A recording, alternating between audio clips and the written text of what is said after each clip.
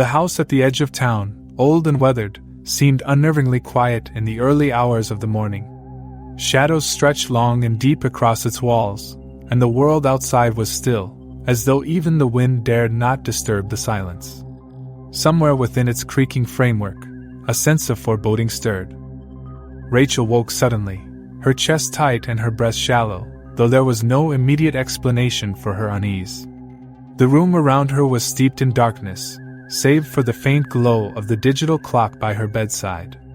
The numbers illuminated her worst fears. 3 a.m., the hour whispered about in old tales and ominous folklore.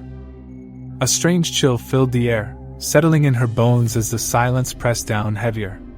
Her eyes scanned the room, searching for something that felt wrong, though nothing stood out at first. Then, in the far corner, a faint movement disrupted the stillness.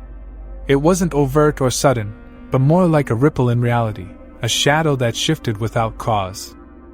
The corner seemed to breathe with its unnatural rhythm, and as her gaze remained fixed, the darkness began to take shape.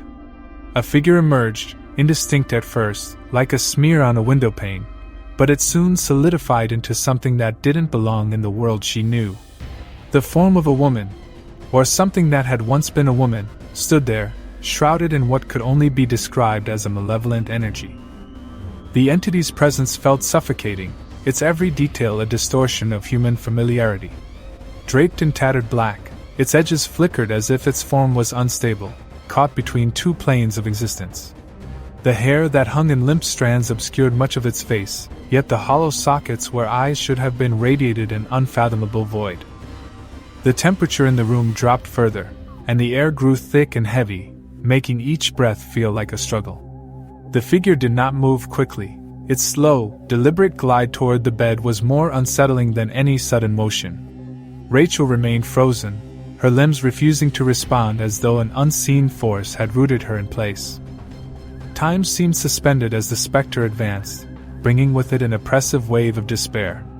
The faintest whisper, like 1,000 hushed voices speaking in unison, filled her ears, though the words were incomprehensible. The stories she'd heard about this hour rushed to the forefront of her mind.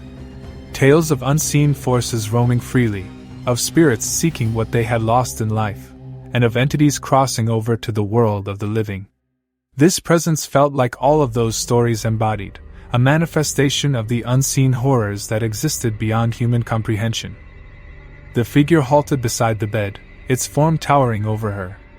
Its arm lifted slowly, revealing impossibly long fingers tipped with razor-sharp claws. The air seemed to ripple around it, as though reality itself recoiled from its presence. Without a sound, its hand descended toward her throat, and Rachel felt an invisible pressure close in. The entity paused beside the bed, its towering form casting a dark shadow that seemed to swallow the space around it. Slowly, its arm lifted, a deliberate motion that was as unnerving as it was deliberate, revealing unnaturally long fingers, so thin they seemed alien. Each claw-like nail glinted ominously in the darkness, and with every subtle movement, Rachel felt the weight of an unspoken threat. The air grew thick, suffocating, as if the very atmosphere was being crushed under the presence of this creature. A cold, biting chill slithered through the room, cutting into her skin like a blade, making it hard to breathe. Reality itself seemed to warp in the creature's presence. The space around it trembled as if refusing to accept its existence, and the glow from the clock on the nightstand flickered weakly, its light being drained by an unseen force. Rachel could sense the resistance of the room, but it was powerless against the overwhelming force standing before her. There was no sound, yet the silence was deafening. The absence of any noise only amplified Rachel's growing panic. Her eyes were fixed on the creature's long fingers, now inching closer to her, and despite its slow movements, each second seemed to stretch on in a way that made the horror intensify. The creature's hand moved down toward her throat, its fingers cutting through the air like blades, the space between them growing smaller with each passing moment. The invisible pressure that followed was more than physical, it was as though something was pulling at her very essence. She could barely breathe, and her body felt as if it was being drained of all energy, bit by bit. The room seemed to twist and contort, and flashes of horrifying images flickered in her mind, distorted memories, scenes of suffering, and an all-consuming darkness that felt wrong and unnatural. The pressure mounted, as though the creature's hand was not only intent on choking her, but on tearing at the very fabric of her being, trying to pull her into a world from which there would be no escape. Rachel struggled, but her limbs refused to move, paralyzed by the weight of the entity's presence. Her mind, too, grew heavy and distant, the terror flooding her senses as the creature loomed ever closer. Breathing became a distant memory as the weight increased. The sensation wasn't just physical. It was as though her very essence was being drained. Images she couldn't understand flashed in her mind, fragments of memories that weren't her own, glimpses of suffering, and the feeling of insurmountable darkness. Just as her vision began to blur, a distant sound disrupted the moment, a soft shuffle from the hallway. The ghost-like figure paused, its hollow sockets shifting toward the door. The connection between them broke, and Rachel gasped for air, collapsing onto the bed as the entity seemed to dissolve into the shadows. The reprieve was short-lived. The noise in the hallway grew louder, unmistakably the sound of footsteps. Rachel's heart pounded as the realization struck. The figure hadn't vanished, it had merely shifted its focus. Her brother, Sam, slept down the hall, oblivious to the horrors that had just unfolded. Pulling herself together, Rachel grabbed the nearest object of significance, a rosary that hung from her nightstand.